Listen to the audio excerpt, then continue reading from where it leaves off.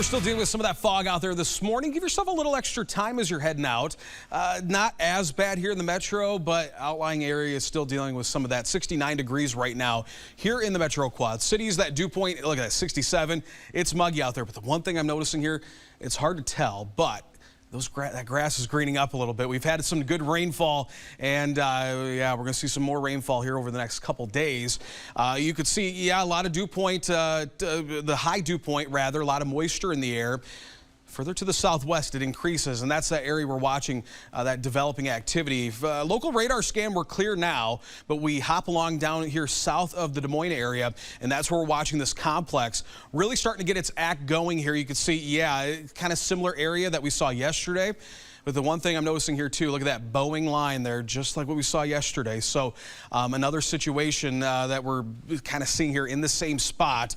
Right now, it looks like it's going to kind of skirt to the border there and will impact areas, it looks like right now, along and south of I-80 once it makes its way into the TV6 viewing area.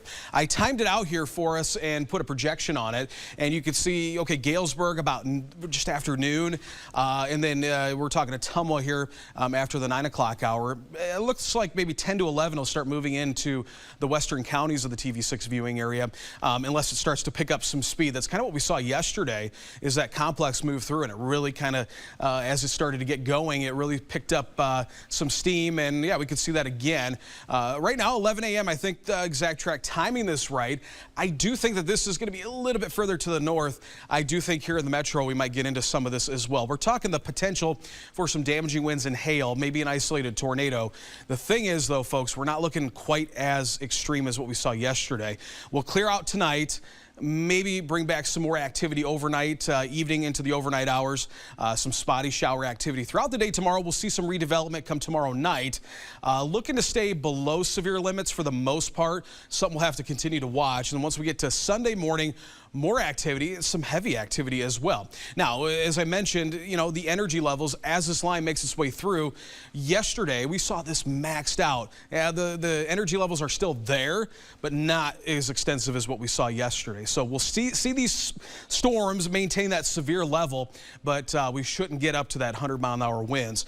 Right now, level 1 risk south of I-80, level 2 risk south of the 34 corridor. That scoots down come tomorrow into a little bit higher risk down towards southern Illinois. But the good thing is, over the next several days, we could rack up some really good rainfall across the area. Yeah, not everybody can see the consistent amounts, but some areas could pick up a couple inches of rain. So some good news there. Rain shower chances continue. We're going to be talking about temperatures in the mid-80s through the weekend. Warming up for the 4th of July holiday, but hey, good thing we're going to stay dry, and then back to more rain chances by Wednesday. The FBI is taking action to help stop a